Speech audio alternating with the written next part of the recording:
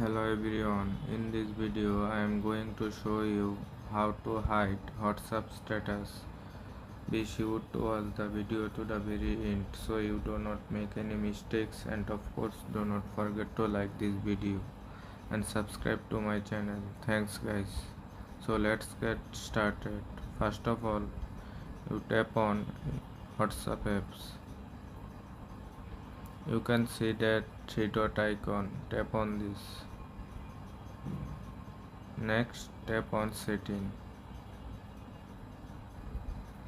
After that, tap on privacy.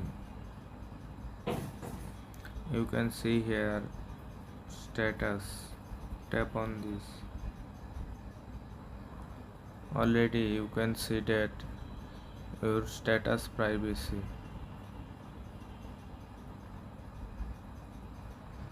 Thanks for my watching to video. Please subscribe to my channel.